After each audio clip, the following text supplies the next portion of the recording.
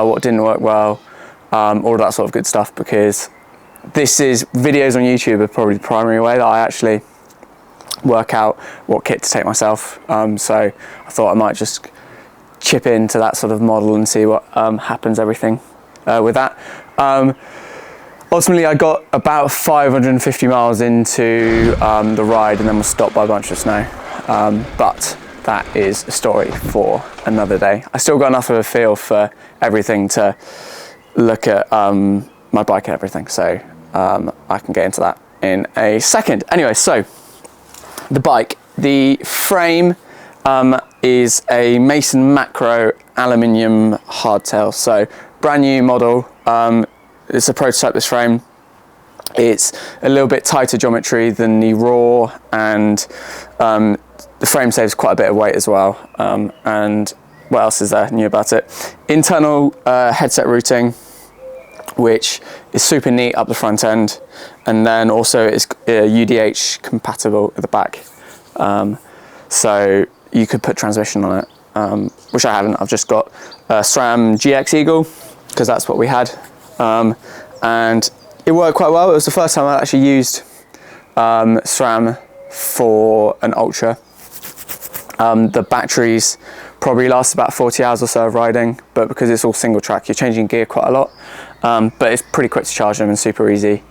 I think the Shimano shifting might be a bit smoother, but it seems to work quite well. Also SRAM Guide G2 brakes. I think I prefer the Shimano ones. I just prefer the feel, it's what I'm used to. They still work quite well. They've got the 4 pistons in each of them, so the power was quite a lot, but I quite like the bite on the Shimano ones. On brakes, I've currently got 180, 160mm rotors on there.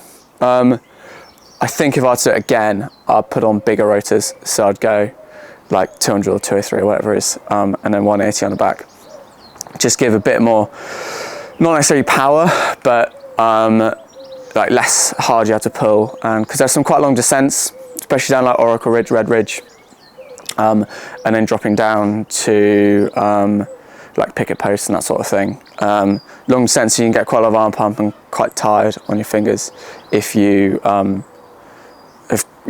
so you can, slightly more power might be quite useful as well.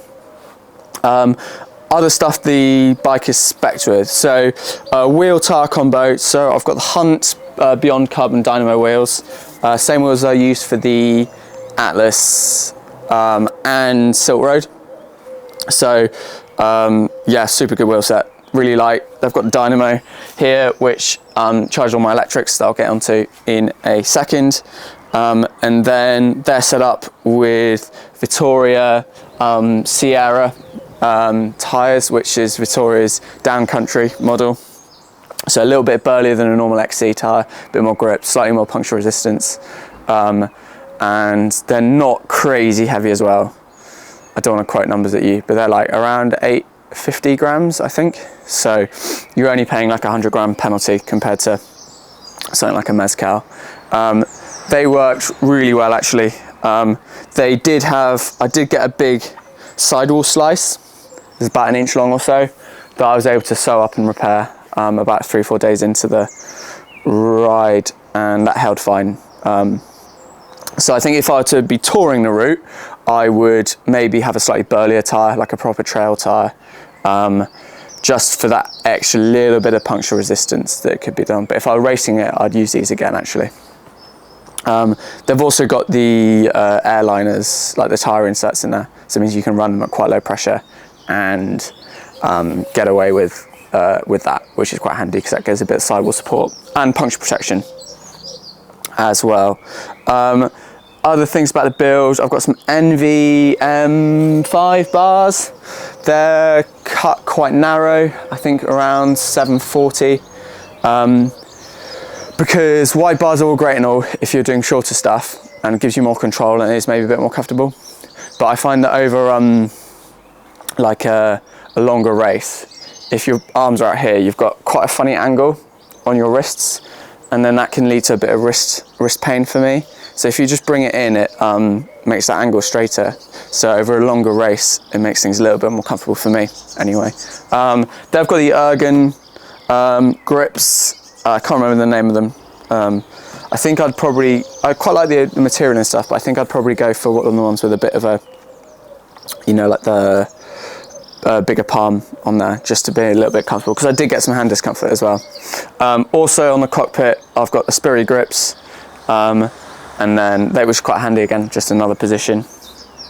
Other bits of the spec is the dropper. So it is a Crank Brothers Highline 180mm dropper, and I was able to get about 160 out of it because I've got the Wolftooth valet, which is connected up to the seat pack. P&W loan lever to actuate it. Good dropper, really smooth and everything, but I've got a bit of, after the race, I've got a bit of fair amount of play actually, so I might need to give that a service. Still works fine and everything, you don't know so much riding, but it is worth commenting on. And I think that is the bike. Everything else is bike packing stuff. Oh, and the fork is a SID, like the 35mm stanchion SID, and I've put an air spring in it to take it down to 110, because that just fits a bit better with the geometry of this bike. And then I run it quite soft with 2 tokens in there, and that's just an extra little bit of comfort. I wanted to have the normal SID as opposed to the SID SL that I might have on a cross-country bike, just because it's a bit stiffer at the front end. The SLs can be pretty flexy, so that extra stiffness was quite handy, and the damper in it just can take a bit more heat in it as well, so on those longer descents it's a little bit better as well. Oh, and Physique Argo Terra saddle, which is fine. I'm pretty easy with saddles, so that worked quite well. Onto the bags and all of the guff in it. So all of the bags are restrap, all part of the race range. So it's a pretty similar bag combo to what I've used in the past, really. The race saddle bag, the custom frame bag for this bike, and it was the first time actually that I've used one of these ones where there's space for the water bottle here. I quite liked it like that. I'm definitely going to do that again. A couple of like hidden bonuses are things like this is actually a really good place to pick up the bike if you're doing a small amount of hiker bike. Whereas if you've got a full frame bag, it's sometimes actually quite hard to find somewhere to hold it. Obviously you can do the saddle, but then that's a little bit higher. And then obviously leave space for the bottle cages, and all of that stuff in there. So I had 2 bottles, 2 1-litre bottles. I started off with 2 of these elite ones with the caps on, which are really good, but I actually ended up getting I think a rock must have like hit the bottom of it because it started leaking, my other one. So I bought another bottle, actually after I finished, because I did some touring as well. So I bought another one of them from Thunder Mountain Bikes in Arizona. Where was I? Other bags and things. The new race top tube pouch, which is bolted on, which is quite handy. It's a little bit shorter, which allows space for the hiker bike harness, which was my method that I was gonna use to carry the bike for the Grand Canyon portage, which I didn't get around to doing. But I used it up Lemon, I used it in a couple of other places as well. It's super handy. For the portage, I probably was gonna take the wheels off as well to just make it that a little bit shorter, because it can be quite a busy hiking trail and quite narrow, allegedly. But I didn't see, so I will be back, and I'll feedback on that another time. And then the 2 feet pouches and the handlebar pouch. Let's go into what was in them. Handlebar bag whilst I'm here.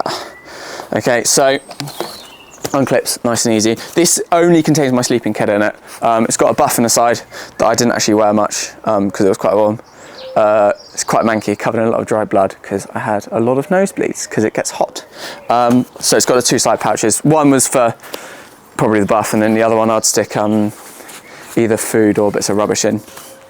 So my sleeping kit is pretty dialed now. If I were to do the race again, when I knew it was going to be a little bit hotter, I'd maybe go for a slightly lighter kit. But this like setup, it works really well for me. So I've got a Vole strap holding everything together, and it is the combo of a Outdoor Research Helium bivvy. This really needs to get aired out. which is the one with the hoop. The hoop's in there still. Super light, waterproof, really comfortable, keeps the material off your face. And then in there I've got a,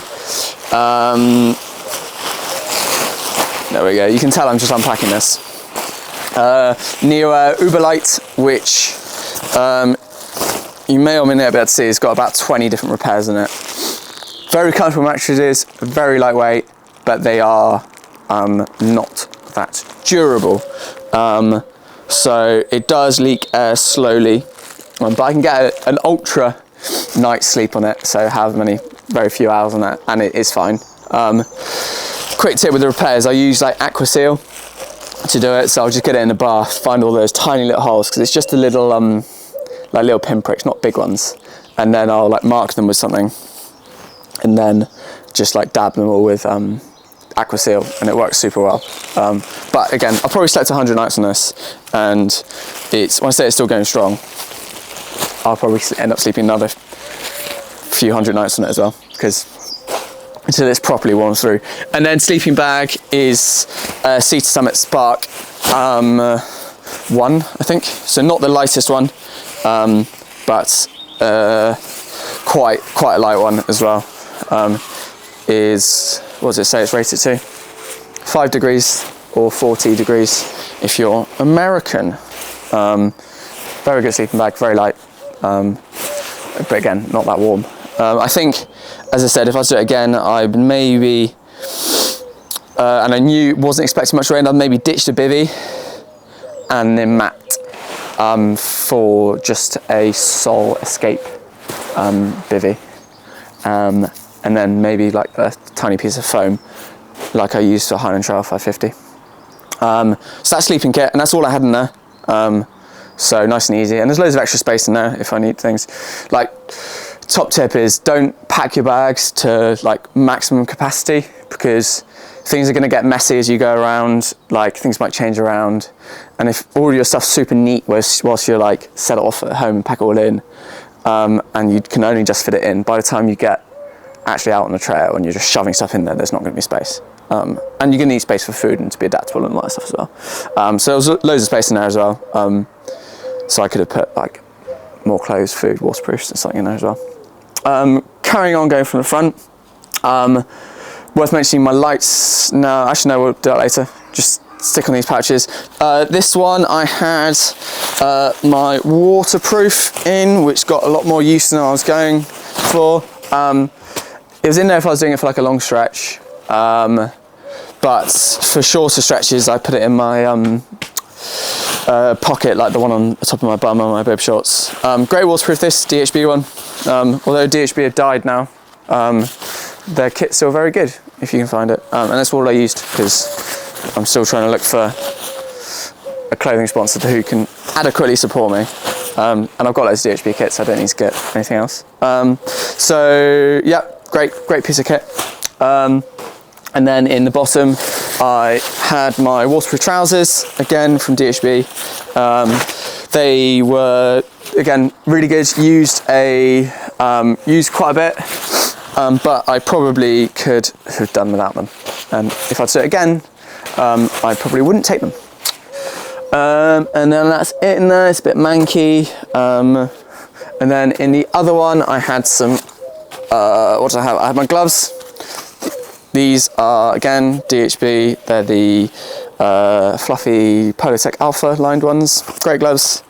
And then that was it. No, I know. I forgot about this. I had a Polotech cap. Really, really warm. Didn't use it. Completely forgot about it. Wouldn't bother taking it again.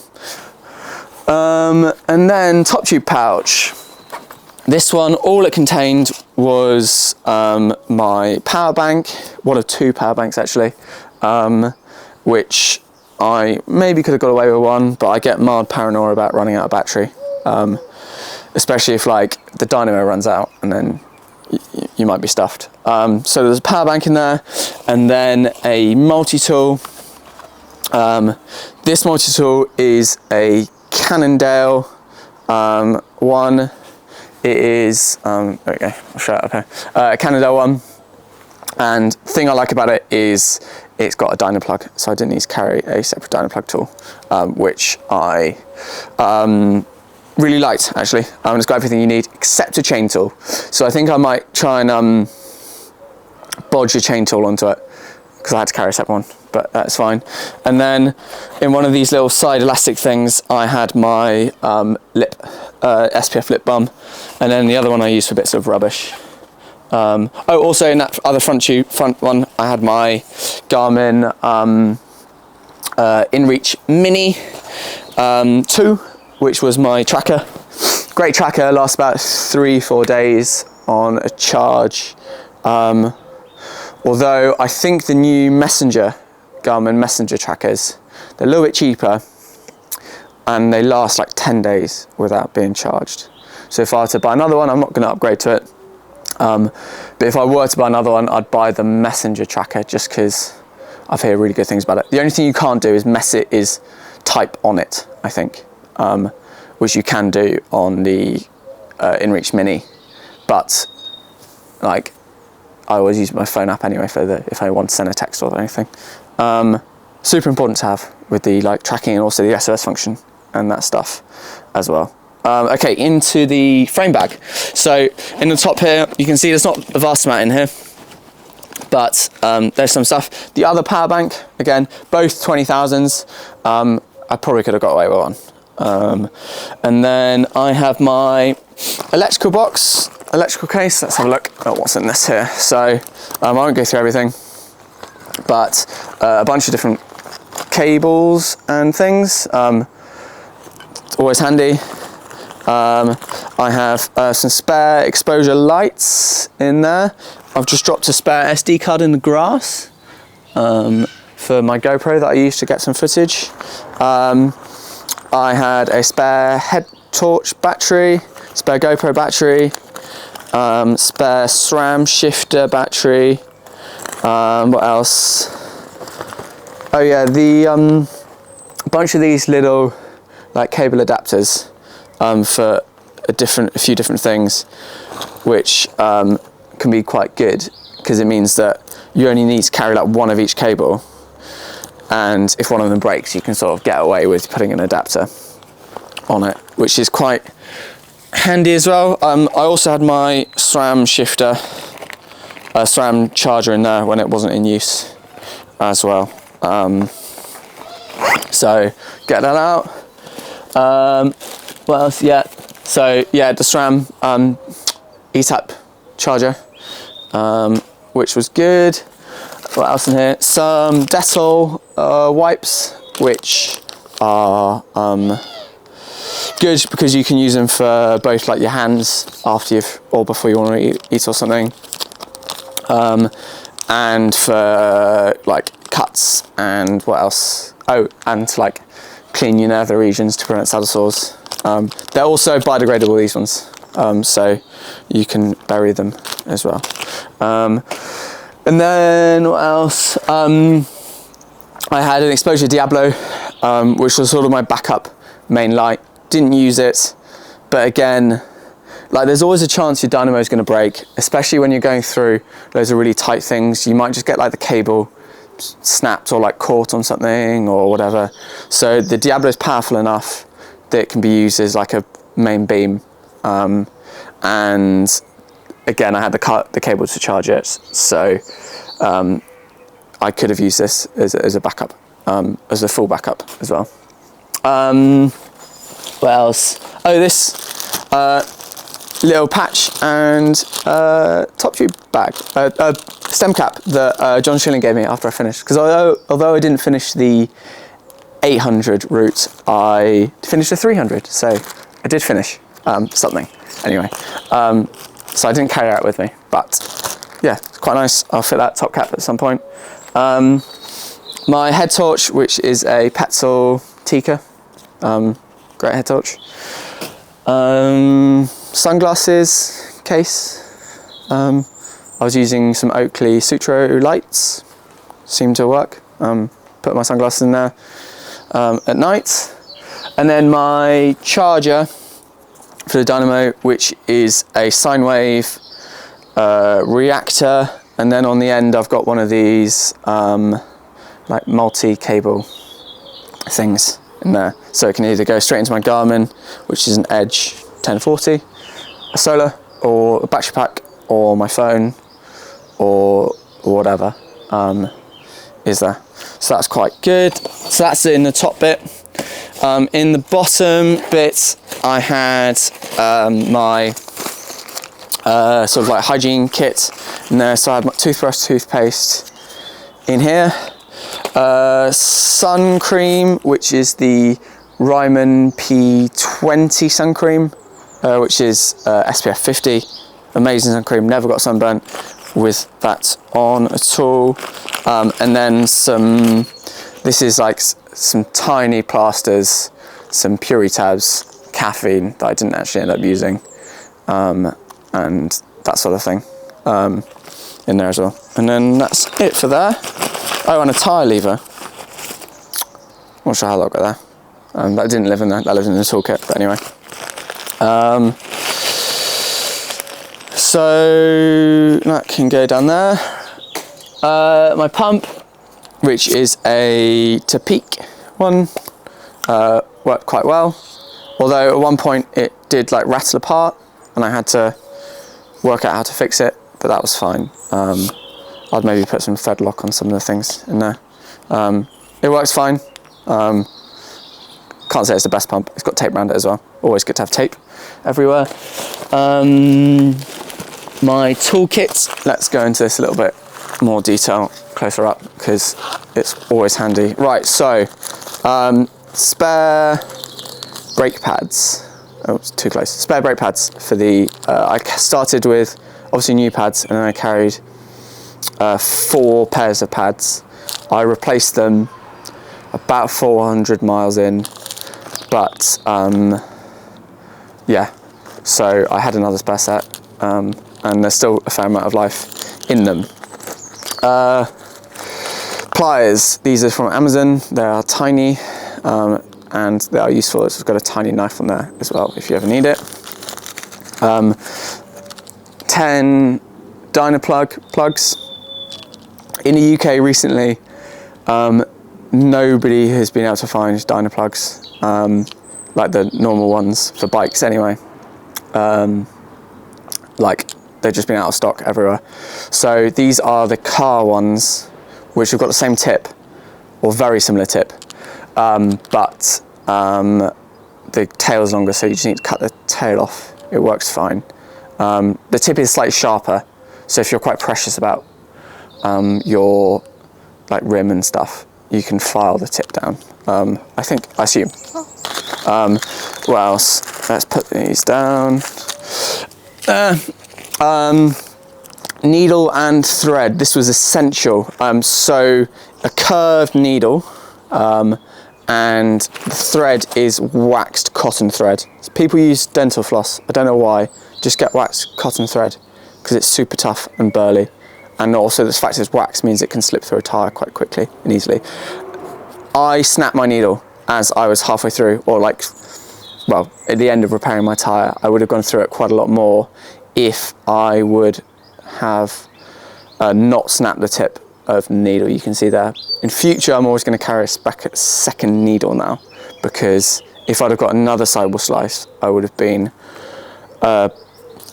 in trouble. Okay, so I wasn't quite able to finish the tyre repair, but I did most of it, and it was just enough to hold. But for the first like day or so, I was having to pump it up every like couple of hours or so.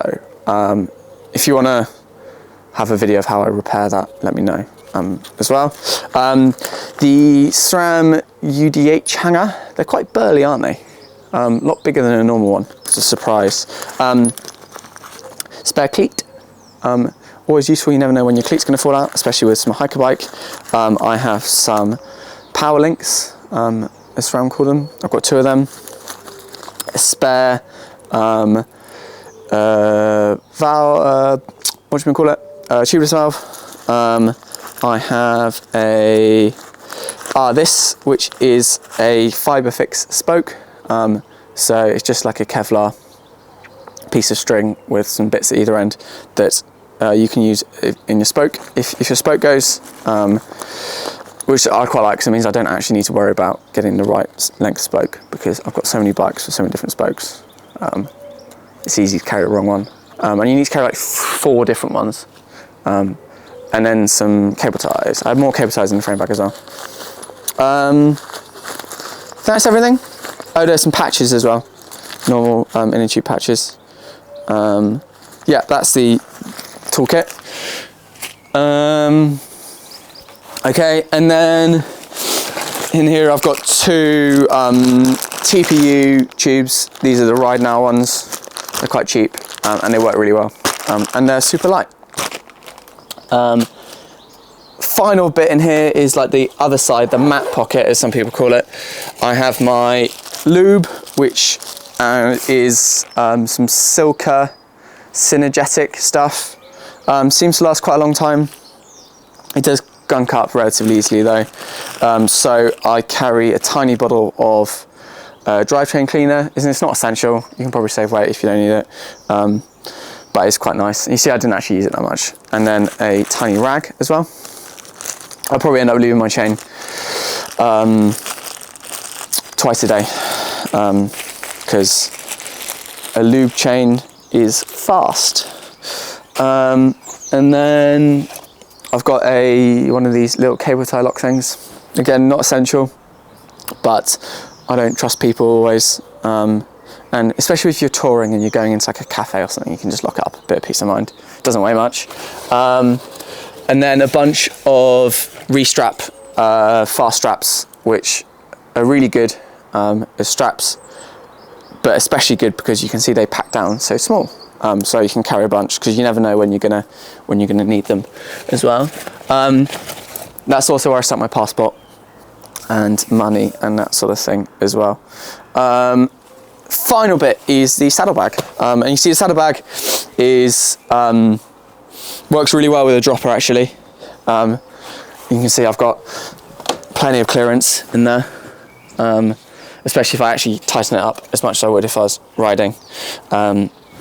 There's loads of clearance in there. You see it drops the light a little bit while this is there. I didn't have the light on most of the time. I only actually put it on when I was riding at road on the night. Most of the time it actually lived in my frame bag as well. It's a Exposure Trace R. I also had a Boost R as well with me, but I only actually rode with it for like 2 hours on at a time, over the whole thing, because there's no roads on the Arizona Trail. It's all single track pretty much, which is super cool. Anyway, into what's actually in here.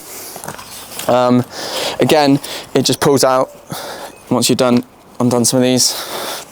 Right, this might be a bit manky, so let's have a quick look at what I've got in here. Get a bit closer as well. This is again from DHB. This is like my warm riding layer with, again, Polartec Alpha. This material is so good. And what is this? The Aeron Lab one. Got something in the pocket? Oh, just some rubbish. Okay. Yeah, warm layer, really good. I have a puffy jacket, which is an OM synthetic one. It comes as part of a set with the puffy trousers, so I didn't take it with me.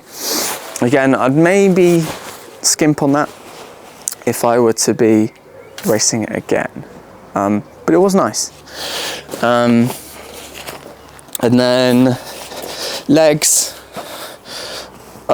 these are some DHB ones, of course, and they're just some tights that I've cut the pad out of, and they are pretty manky. They got quite a lot of use. I prefer tights often, and like a full set of like with straps over leg warmers, especially if I'm expecting it to be reasonably cold, because it just covers more like around here, and you can lose quite a lot of heat around your waist and all of that stuff. What else is in here? Some socks. These were the socks that I actually raced in. They are some compression ones by CEP. They're my go-to now.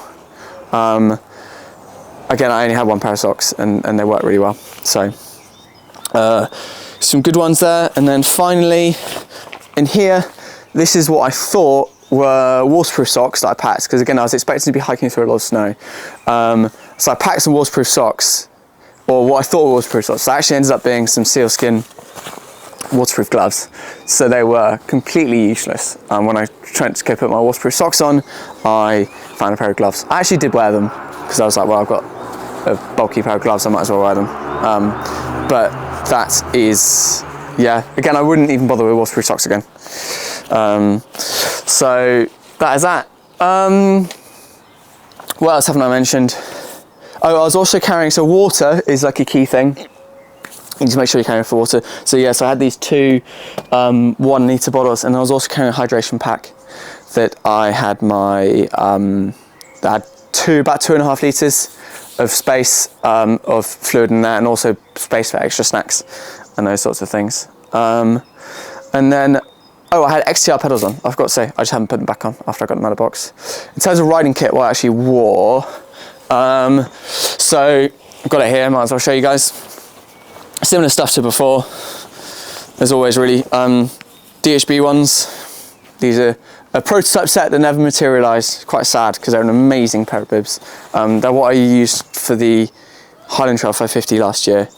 Again, one pair of big bibs. They've got loads of pockets in them, super comfy. Really nice thick straps. Anyway, they're good. I had a jersey. Again, it's the DHB Ultra one. 5 pockets. I find with a hydration pack, actually, I didn't end up using most of the pockets because you've got space in your pack. And then a sleeveless base layer, which is quite gammy now. And then final thing is the shoes that I wore. These are some 510 ones that I bought really cheap off Evans.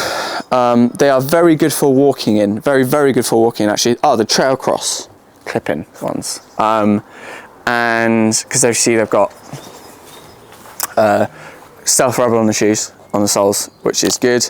Not super stiff for cycling in. I'd have had something maybe a little bit stiffer, but and so in the past it's caused me a bit of problems, but I've got the G8 insoles in them, the ones with really like a lot of arch support and everything.